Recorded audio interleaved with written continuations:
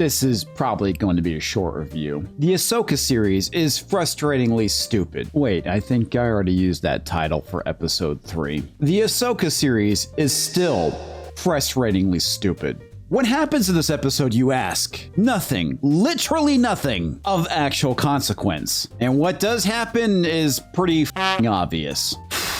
Space whales. They fly away on space whales. Called it since episode 3, I guess, whenever they first showed them. It's too bad I cut that from my review. Oh, and by the way, this episode was directed by Dave Filoni. Baloney, Mahoney. Baloney sandwich.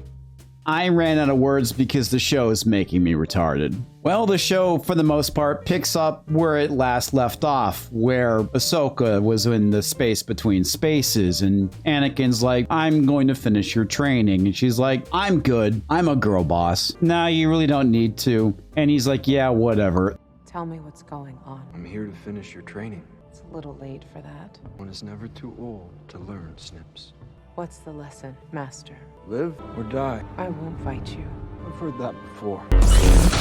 The problem I have with this whole space between spaces thing and bringing back Anakin is that it really serves no purpose other than to have the cameo. The whole purpose of these cameos, they're just nothing more than bait. It's to lure people back in. It probably worked for some people. But for me, it's just a reminder that there's better Star Wars out there, and what we're getting now is crap. This is basically the same thing that we got with Mandalorian Season 2. It's nothing more than jangling keys.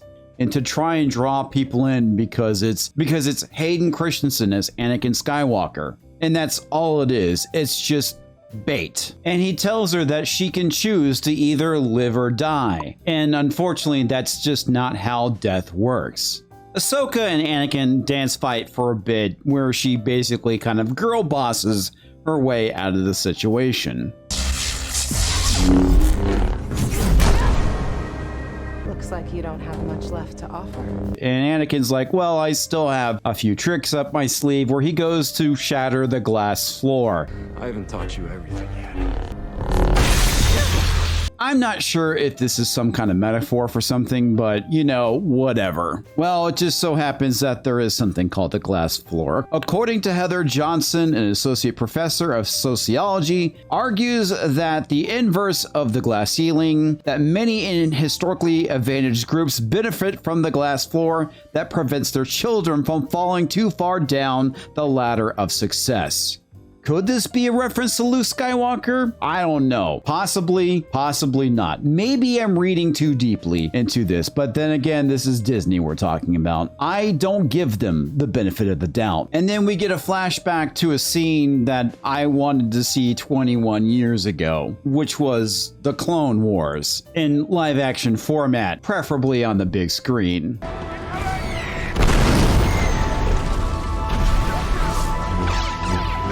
And what we get is just a big cloudy mess. Now, you can argue that they're simulating the fog of war, but in actuality, it's the fog to obscure the fact that they're in a volume that's filled with nothing. Meanwhile, Hera is looking for Ahsoka, who should be at the bottom of the ocean at this point. However, Jacen Syndulla, who is the son of Kanan and Hera, who is force sensitive because Kanan was a Jedi, hears the lightsaber battle between Anakin and Ahsoka in the ocean. So they decide to use the remaining X-Wing pilots to go look for her in the ocean. Now, I have to admit, there is actually one thing I thought was pretty cool, because we get flashes between Anakin and Darth Vader with the lightning strikes, and it's actually done pretty well,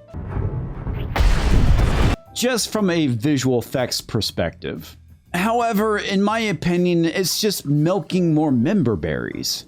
Now, because Hera went all rebel yell in the previous episode, the fleet, all 3 ships of the fleet, are looking for her, presumably to bust her down because she basically left without permission and took a squadron of X-Wings with her and got 3 of those pilots killed as a result. I'm sure no demotion's gonna happen. Finally, everything with Ahsoka culminates with the final battle between her and Anakin / Darth Vader. The issue I have with this fight is at the end of it, Anakin manages to disarmor both of her lightsabers, and when he goes to stab her, she manages to get a hold of his lightsaber and makes the choice not to strike Anakin down. Quite frankly, it's dumb. She's disarmed and he can't get a strike in on her? This is absolutely retarded, which is basically the state of Disney Star Wars. But this is a laser sword, and according to plot, it can go and cut through the wing of a starship. Anyway, my point is that these things are supposed to be deadly, and Anakin shouldn't have that much of an issue striking down an unarmed opponent. Now, the only thing I can really kind of draw from the scene is the fact that because Anakin was a general in the Clone Wars and chose to fight, where Ahsoka chose to spare him, that she basically chose life and then he basically chose the path of death. But that actually might be too deep. Anyway, Ahsoka wakes up in the ocean and she's promptly saved by a woman rather than one of the 2 dudes who lived. Remember folks, this is current year entertainment and we can't have a woman being rescued by a man because she might come off as a damsel in distress, even though a man is more physically suited to do it. And honestly, if this was a rarity, I wouldn't have as much of an issue, but it's literally in everything. Just look at Snow White, where we have Rachel Zegler saying that the prince isn't going to save her. That is not going to be saved by the prince. She's not going to be saved by the prince. Because God forbid a woman get helped by a man. But if she does, well, she's just a damsel in distress, and we can't have that now, can we? Ahsoka is now reborn as Gandalf the White, and they talk to the space whales to convince them to take them to the other galaxy far, far, far, far away. That's basically the episode. It's 45 minutes long, and let me tell you, this episode actually feels like it's 3 hours long. This show is wildly inconsistent. It goes from being completely boring and nothing happens to having 10 minutes of something that is actually decent, back to completely boring and nothing's going on. The whole point of this episode is to get them to the space whale so they can go and leave and go to the other galaxy. That's it. Everything else is basically filler. And this could have happened at the end of the previous episode if they actually structured things properly. It's really infuriating. The problem with a lot of these D+ shows is they feel like it should have been a movie, but instead they took 2 hours with a story and stretched out over 8 episodes, and the rest is just there to be there because they need to have filler.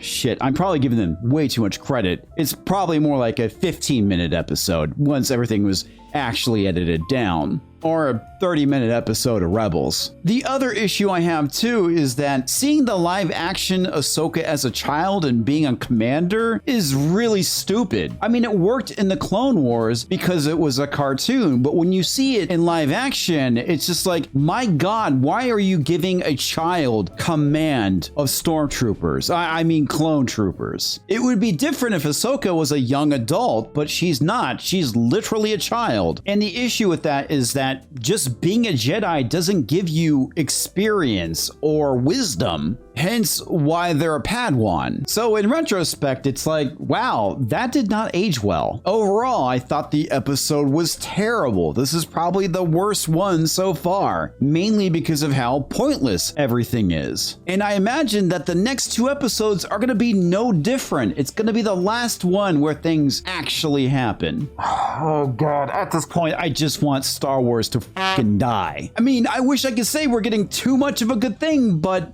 we're not. I would say that Star Wars is dead, but in all actuality, it's a rotting corpse that's been reanimated, fumbling around trying to find some brains because God knows nobody at Lucasfilm has any. And sure as not Dave Filoni. Anyway, folks, that's my take. What is yours? Leave a comment. And while you're heading out, make sure to hit that thumbs up. I'll catch you next time, folks. God help me.